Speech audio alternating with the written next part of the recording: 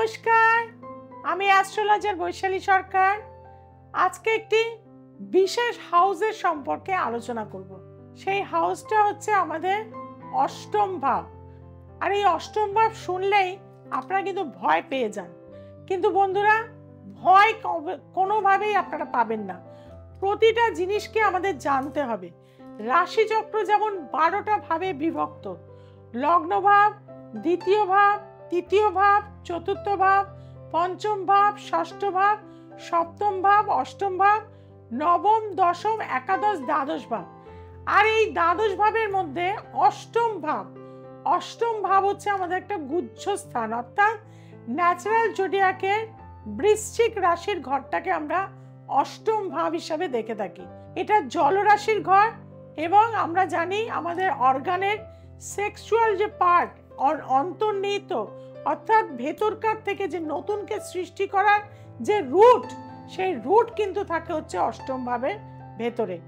অষ্টম ভাব থেকে আমরা অকাল সায়েন্স দেখে থাকি, যার ফলে কিন্তু কেতু এই স্থানে এসে কিন্তু এক্সল্টেড হয় এবং এই অষ্টম ভাবের মাধ্যম দিয়ে মানুষের মৃত্যু কোথায় হতে পারে, কিভাবে হতে পারে, সেটাও কিন্তু বিচার করা সম্ভব হয়ে থাকে। এই অষ্টম ভাব কিন্তু আমাদের দিয়ে থাকে আনএক্সপেক্টেড গেন। অনেকেই আমার কাছে এসে বলেন আমরা শেয়ার মার্কেটে টাকা ইনভেস্টমেন্ট করতে চাই, আমরা লটারি কিনতে চাই, বা আমরা যে কোনো রকম দিক থেকে ফাটকাতে কিভাবে টাকা আমরা পেতে চাই। এই যে যোগাযোগের যে মূল হাউস, সেটাই হচ্ছে কিন্তু অষ্টম ভাব। অষ্টম ভাব হচ্ছে আপনার থার্ড ইন্দ্রিয়, অর্থাৎ অষ্টম ভাব যাদের খুব স্ট্রং হয় তারা কিন্তু একটা মানুষকে দেখে তার ইন্টারনাল পার্টে কোথায় প্রবলেম আছে, কি সমস্যা আছে, কি জন্য আপনার কাছে এসছে, এভরিথিং এই ইনটিউশন পাওয়ার অষ্টম ভাব কিন্তু আপনাকে দিয়ে থাকে। অর্থাৎ ভালো ভালো ডাক্তারদেরও কিন্তু অষ্টম ভাবকে খুব বেনিফিট হতে হয়। অর্থাৎ অষ্টম ভাব যদি বেনিফিট থাকে, একটা ডাক্তার ডায়াগনোসিস করতে পারে ভীষণ ভালো, সঠিকভাবে মেডিসিন দিতে পারে খুব ভালো। কাজে অষ্টম ভাব আমাদের জীবনের কিন্তু সবকিছুর ক্ষেত্রেই কোন দিকটায় উন্নতি আনতে পারে। যারা রিসার্চ করছে, যারা পোস্ট ডক্টরেট করছে, তাদেরও কিন্তু অষ্টম ভাব, যারা যে কোনো জিনিসের থিসিস করছে বা কোনো কিছু মেডিসিন আবিষ্কার করার চেষ্টা করছে, কোনো রকম বড় রিসার্চের সাথে যুক্ত হচ্ছে, তাদেরও কিন্তু অষ্টম ভাবকে খুব বেনিফিট থাকতে হয়। কাজে অষ্টম ভাবের মধ্যে কিন্তু আমাদের অনেক কিছু পজিটিভ দিকও কিন্তু রয়েছে। আর এই সমস্ত ভাগগুলো, অষ্টম ভাব যদি আপনার লগ্নে থাকে তাহলে আপনার কি পেতে পারেন, বা লগ্নপতি যদি আপনার অষ্টম ভাবে চলে যায় তাহলে আপনি আপনার জীবনে কি পাবেন। প্রথমেই বলবো, লগ্ন হচ্ছে আমার দেহভাব। লগ্ন ভাব যখনই অষ্টম ভাবের সাথে যুক্ত হবে তখনই কিন্তু যে কোনো সময় কিন্তু আমার ক্রনিক কোনো রোগ কিন্তু লাইফে আসবে এবং সেই ক্রনিক রোগ কিন্তু চট করে সারবে না। আর এই ক্রনিক রোগটা নিয়ে আমাকে কিন্তু জীবনে ভুগতে হবে। যেমন কারো বাতের ব্যথা, কারো ক্রনিক ক্রোলাইটিস, কারো সুগার প্রবলেম, কারো থাইরয়েড প্রবলেম, এইগুলো সবই কিন্তু ক্রনিক ডিজিজ। তাদের ক্ষেত্রে দেখা যায় লগ্নপতি কিন্তু অষ্টমের সাথে যুক্ত হয়ে গেছে, অর্থাৎ সবসময় একটা রোগ ভোগ আপনার জীবনে কিন্তু থেকে থাকবে।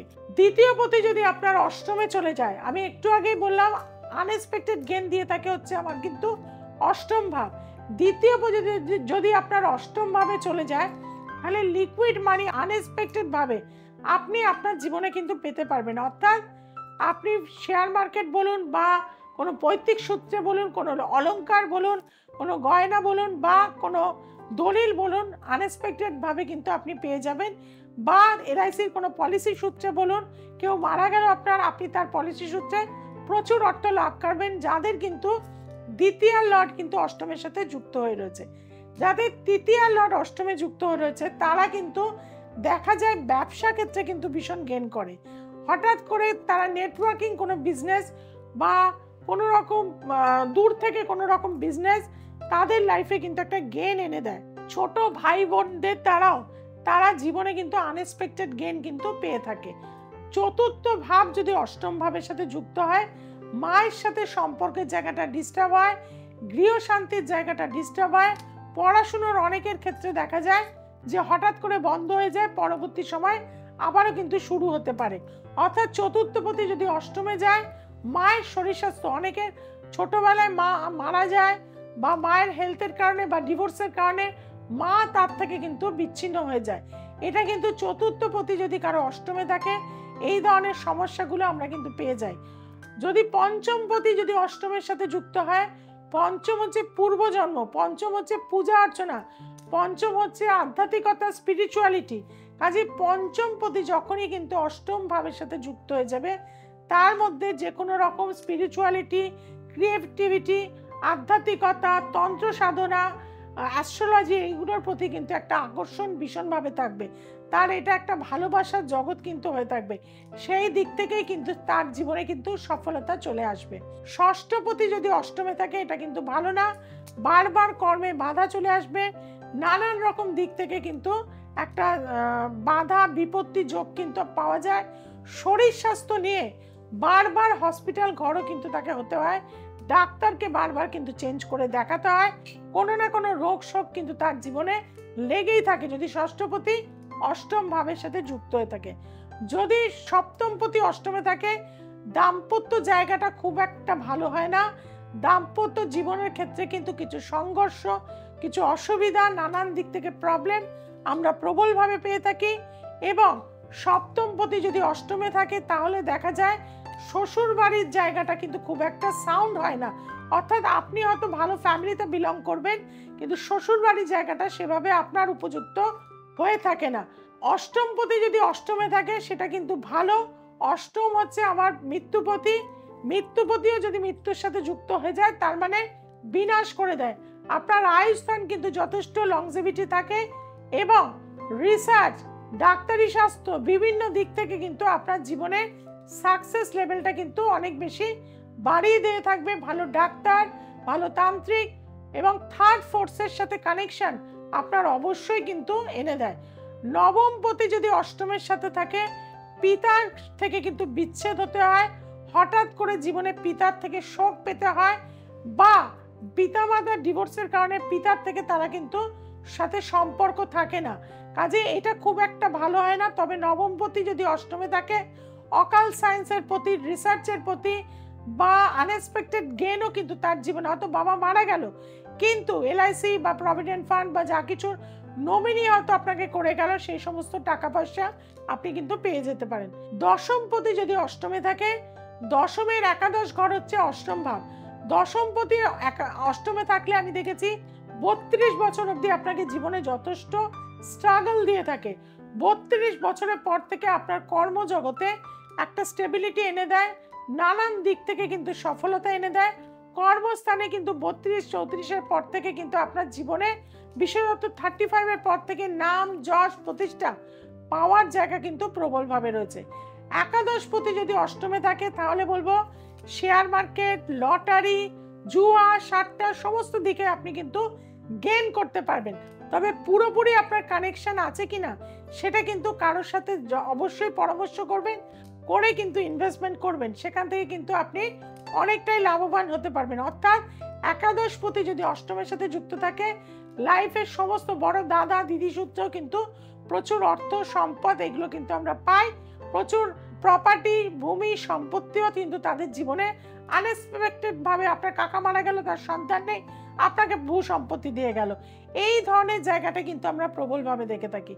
আর দ্বাদশপতি যদি অষ্টমের সাথে যুক্ত হয়, দ্বাদশ হচ্ছে ব্যয়পতি, সে যদি অষ্টমের সাথে যুক্ত হয়, একমাত্র বিদেশে গিয়ে যদি রিসার্চ করেন সেটা ভালো হয়, বা বারবার আপনার জীবনে বড় দুর্ঘটনা, অ্যাক্সিডেন্ট, এবং সেই অ্যাক্সিডেন্টের জন্য বারবার প্লেট চেঞ্জ করা, বারবার অপারেশন করা, নানান দিক থেকে ঘাত প্রতিকার, আইনত সমস্যায় জর্জরিত, এমনকি জেল জরিমানা, এটাও কিন্তু যদি আপনার নেগেটিভ অষ্টপতি সাথে দ্বাদশপতির সংযোগ হয়, এই ধরনের সমস্যা কিন্তু আপনার জীবনে হয়ে থাকতে পারে।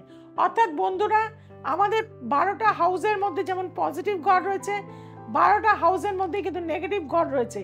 এই অষ্টমপতি যার যার যেভাবে রয়েছে এবং কোন কোন বেনিফিক হাউসের সাথে, কোন স্টারের সাথে, কোন সাবের সাথে রয়েছে, সেটা যদি দেখা যায় এবং বেনিফিক ভার্সন যদি বেশি হয়ে থাকে, তাহলে কিন্তু তাদের জীবনে অনেক বেশি সাকসেস হয়। আর যদি ম্যালিফিক দিকটা যদি বেশি হয়ে থাকে, অর্থাৎ 6, 8, 12 কানেকশন আপনার অষ্টমপতির সাথে প্রবলভাবে যুক্ত হয়ে গেল, তাহলে বারবার কোর্ট কেস, বারবার ডাক্তারের জায়গা, বারবার জেল জরিমানা, বিভিন্ন ভাবে কিন্তু আপনি সংঘাতের মধ্যে কিন্তু পড়ে যেতে পারবেন।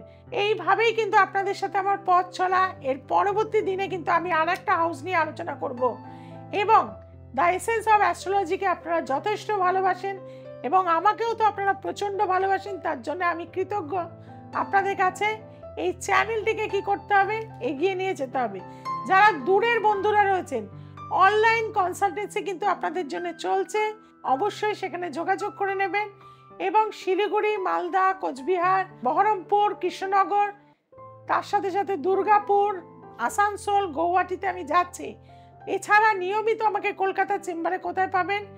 বেহালাতে, গড়িয়াহাটে, হাতিবাগান, হাওড়া এবং ব্যারাকপুরে নিয়মিতভাবে এই চেম্বারগুলিতে আমাকে পেয়ে যাবেন। যে বুকিং নাম্বার রয়েছে অবশ্যই সেখানে যোগাযোগ করবেন। যারা বহু জায়গায় গেছেন, ঠকে গেছেন, জ্যোতিষ তন্ত্রের প্রতি বিশ্বাস হারিয়ে গেছে, কারণ দীর্ঘ 24 বছর আমি কিন্তু তারাপীঠ মহাশ্মশানে প্রতিটা অমাবস্যায় কিন্তু যজ্ঞ করে থাকি। শুধুমাত্র টিভিতে বলি না বা আপনাদের চ্যানেলে বলি না যে আমি তন্ত্রের কাজ করছি, কিন্তু আলটিমেট গিয়ে আমি সেটা করি না, তা কিন্তু নয়। আপনারা বহু মানুষ আমার প্রতিটা পুজোয় কিন্তু উপস্থিত থাকেন। কিভাবে আমি পূজা অর্চনা করে, কিভাবে যজ্ঞ করে থাকি, কিভাবে সমাধির ওপর কাজ করে থাকি, সেগুলো আপনারা কিন্তু দেখে থাকেন। যারা ব্ল্যাক ম্যাজিকে মানে দুষ্ট রয়েছেন, তাদের ক্ষেত্রেও বলবো আপনারা অবশ্যই কিন্তু নিচে যে ফোন নাম্বার যাচ্ছে তাতে যোগাযোগ করে নিন।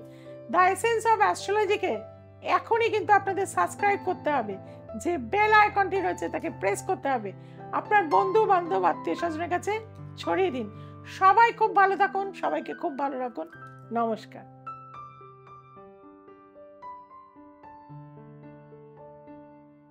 আমার নাম সুস্মিতা মাঝি। আমি তমলুক থেকে আসছিলাম দিদির কাছে। আমার অনেক বলে অশান্তি ছিল, আমাদের দাম্পত্য জীবনে অনেক ছিল, অশান্তি ছিল। যেটা দিদির কাছে এসে আমি হয়েছি, সাফল্য হয়েছি। আপনারাও এখন দিদিকে ফিরে যান। আমার মতো যারা সমস্যার মধ্যে আছেন তারা আসুন, এসে দিদি ফিরে যান। আমিও ভালো আছি, আপনারাও ভালো থাকবেন।